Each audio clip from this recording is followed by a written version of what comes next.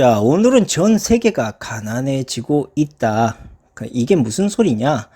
2021년 1분기 국제금융회가 추산하는 전 세계 총액이 대략 289조 달러입니다. 이것을 우리나라 돈으로 환산하자면 약 33조 원 정도이죠.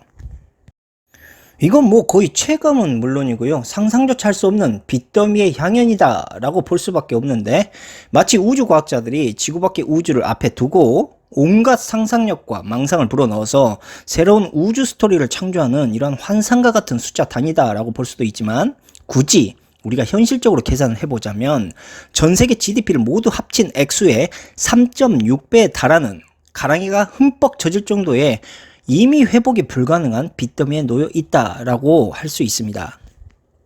그리고 이 모든 빚더미의 가장 큰 원흉은 바로 지금의 팬데믹 사태인데, 이 팬데믹으로 인해 처참히 망가져버렸던 세계 경제를 다시 띄우기 위해서 미국, 그러니까 즉 패드를 중심으로 각국의 정부와 중앙은행들이 아무런 제한 없이 돈을 마구 풀어버린 데 따른 치명적인 결과다라고 우리가 생각할 수 있습니다. 특히 팬데믹으로 인해서 직격탄을 맞았던 2020년, 이때 한 해만 놓고 보더라도 빚이 무려 20조 달러, 우리나라 돈으로 약 2경 2088조 원에 육박할 정도로 빚이 급증했습니다.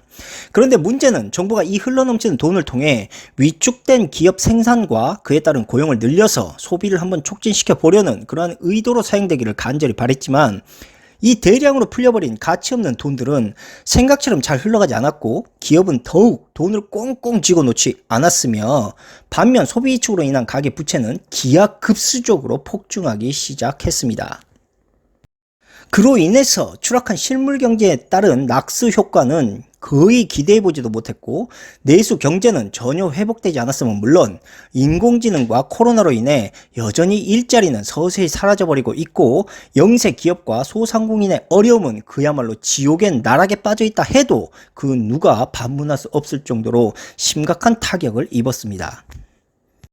반면에 이렇게 무분별하게 풀려버린 돈들은 팬데믹 사태로 인해 생활 대출에 허덕이고 있는 가난한 사람들을 마치 비웃기라도 하듯이 주식, 부동산, 암호화폐 등으로 모두 흘러가게 됐고, 불로소득의 자산 가격 버블은 끝을 모르고 치솟았습니다. 그 결과 현재 세계는 무려 30경이라는 실로 기하학적인 빚의 늪에 빠져버린 셈인데, 희한하게 사람들의 대부분의 벌이는 무분별한 대출에 따른 가계 빚의 영향으로 인해 그대로 이거나 혹은 더 나빠졌음에도 불구하고, 반대로 오히려 집값은 수억, 수십억씩 오르고 있습니다. 도대체 왜 그런 것일까? 그리고 사람들이 코인 투기판으로 벌여들였다라는 그 많은 현금들, 도대체 어디에서 왔던 것일까? 우리가 참 궁금해 할 수밖에 없는 이야기입니다. 그동안 미국의 무제한 양적 완화 실험에 따른 화폐 가치의 하락으로 세계적인 초저금리 정책을 여전히 고수하고는 있지만, 이것은 그저 미봉책일 뿐입니다. 이 가파르게 오를 준비를 하고 있는 금리의 악몽이 끝나고 다시 사람들이 일상으로 복귀할 때쯤, 과연 자본주의 경제 흐름에, 그리고 그 속에 속해 있는 대중들은 어떤 대가를 치러야만 하는 것인가? 이제부터 이 부분을 자세히 제가 떠들어 보도록 하겠습니다. 그러니까 과거부터 2021년 현재까지 글로벌 시장에서는 경험해본 적조차도 없는 엄청난 양의, 그야말로 물 쓰듯이 돈이 풀리고 있습니다. 이것은 세계 경제는 곧 돈의 홍수에 익사당하고 있다는 말과 거의 흡사하다고 볼 수가 있고, 블룸버그에 따르자면 미국, 중국, 일본, 유로존 등 12개 주요국의 시중 통화량이 2008년 금융위기 당시 때보다 무려 2배가 넘게 돈이 풀렸다고 합니다. 우리는 이렇게 팬데믹 사태 이후 개념 없이 풀려버린 많은 돈들을 팬데믹 머니라고 부르고 있습니다. 이 코로나가 장기화되기 시작하면서 소비, 실물, 투자 심리가 위축되기 시작을 했고, 이 돈들은 대부분 아까 말씀드렸다시피 주식, 부동산, 즉 불로소득의 자산 시장으로 마구 쏟아졌습니다. 그 결과 다우, 나스닥, S&P 500 지수는 지난 7월을 기점으로 모두 역대 최고치를 기록하는 성과를 가져오긴 했지만, 분명히 말씀드리지만 이것은 결코 정상적이고 건강한 경제 지표는 아닙니다. 한국의 코스피 역시도 3,300의 전고점을 뚫으면서 역대 최고가를 갈아치웠고, 글로벌 가상화폐 시가총액이 전세계 시가총액의 1위인 애플과 맞먹을 만큼 폭등을 했습니다. 여기에 곡물, 원유, 목재, 철강 등의 주요 원자재 가격까지 고공행진을 하고 있죠. 특히 이 중에 곡물 가격의 움직임이 매우 심상치가 않습니다. 즉 현재 식량의 가격이 계속적으로 폭등할 조짐을 보이고 있고, 이것은 즉 새로운 먹거리의 대안점을 인류가 반드시 찾아야만 하는 상황에 직면을 하고 있다라고 볼 수 있습니다. 즉 식량은 여전히 지구상에서 부족하지 않음에도 불구하고 식량의 가격과 그 수급이 불안정해지는 가장 큰 이유는 바로 ABC 푸드 회사들의 식량의 분배 편향적인 수급 현상, 즉 기업의 이익적인 눈높이에만 맞춰져 있기 때문입니다. 그로 인해서 식량은 가난한 나라에서는 매우 부족해지는 현상이 생기고, 반대로 부유한 나라에서는 식량이 넘쳐나는 문제로 골머리를 앓게 될 것입니다. 즉 식량의 분배 빈부 격차가 더욱 거세질 것이다 라는 이야기고, 이것은 미래 식량난의 가장 큰 원인으로 대두되게 될 것입니다. 아무튼 다시 언급을 하자면 실물 경제 타격은 현재 전혀 회복돼 있지 않은 상황에서 글로벌 기업들이 자신들의 이익에 따른 편향적인 분배와 유통이 결국 유동성 품귀를 가져오게 되는 것이고, 경기는 침체임에도 불구하고 여전히 침체임에도 불구하고 반대로 모든 자산의 가격을 밀어 올려버리는 이른바 에브리싱 랠리를 형성하게 될 것이라는 겁니다. 간단하게 말해서 현재 테슬라 자동차의 중고 가격이 자동차 반도체 수급으로 인해 새 차 가격과 맞먹는 이유와 비슷하다라고 보시면 되는데, 대기업들, 그러니까 중소기업의 기술과 인프라를 갈취하는, 즉 분배가 아닌 이기적인 자사 대기업의 이익 시스템의 독식이 결국 이러한 수급 부족의 결과를 만들어내게 되었던 것이고, 현재 경제 시스템도 이와 별반 다르지 않게 흘러가게 될 것이라는 겁니다.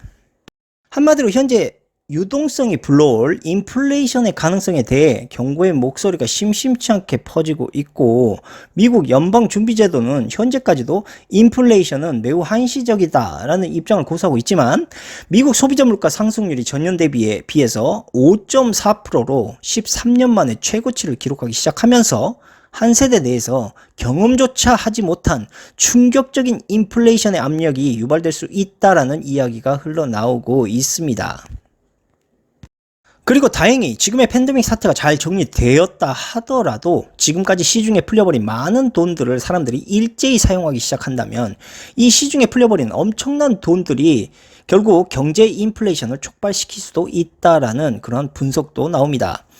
사실 우리가 늘 말씀드리지만 미국이 그동안 막대한 돈을 풀어서 불황을 성공적으로 극복한 사례는 여러 번 있습니다. 그러니까 현재 팬데믹 사태가 처음이 아니다라는 이야기죠. 그 유명한 2008년 리먼 브라더스의 파산, 그로 인해서 시장에 엄청난 큰 충격과 공포가 터진 적이 있었지 않습니까? 그때 구원투수로 나섰던 사람이 바로 벤 버냉키입니다. 이 벤 버냉키 의장은 지금까지 그 누구도 시도조차 하지 않았던 방법으로 이 사태를 해결합니다. 그것이 바로 양적 완화였던 것이죠. 그런데 사실 양적 완화는 모든 금융과 경제 전문가들이 알고 있었던 경제 부양책이기는 했습니다. 그런데 이것이 미칠 경제적 후유증의 두려움으로 인해서 아무도 이 같은 과감한 결정을 내지 못했던 것이고, 이것을 과감히 추진했던 자가 바로 벤 버냉키라는 것이죠. 한마디로 벤 버냉키가 모두가 두려워하는 양적 완화를 과감히 추진했다라는 이야기는 이미 리먼 브라더스 파산 사태 이후로 다시는 세계 경제가 회복될 수 없는 경제적 침몰의 균열을 벤 버냉키가 만들어버렸다라는 것과 계속적인 양적 완화의 자폭 단추를 벤 버냉키가 누른 결과 지금의 돌이킬 수조차 없는 치명적인 경제 상황에 우리가 맞닥뜨리게 되었다라는 이야기입니다. 이렇게 과거에 딥스들이 추진했던 양적 완화의 방법은 의외로 매우 간단했습니다. 즉 중앙은행이 직접 나서서 시중은행의 장기 채권이나 주택 저당권 등을 사주고 그 대신에 달러를 은행에 지급하는 그러한 간단한 구조이죠. 그리고 이렇게 거품처럼 늘어난 비합리적인 돈으로 은행은 가계와 기업에 이 가짜 돈을 열심히 수혈합니다. 그렇게 돈의 유동성을 거짓으로 키우고 버블을 만들어서 일단 파산부터 막고 보자. 그런데 문제는 풀려버린 돈들은 어떻게든 해결이 되겠지라는 생각으로 일단 추진을 한 것인데, 여기에 매우 심각한 오류, 그러니까 지금의 패드 의장과 같은 거물급 금융가들이 이 자폭 단추를 누를지만 알았지 이것을 수습할 방법을 전혀 알지 못한 채 급한 불 끄기에 혈안이 된 결과가 지금의 금융 상황이라는 것입니다.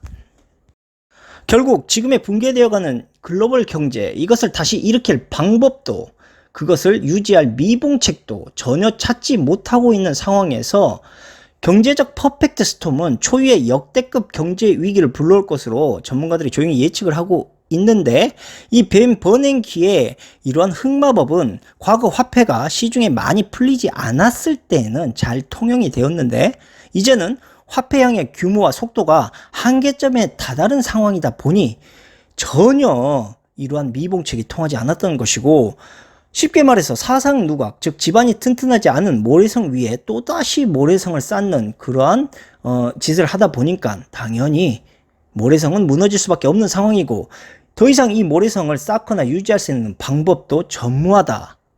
그러니까 지옥과 같은 아수라 경제가 다가올 수도 있으니 뭐 대비하시라, 그런 이야기겠죠.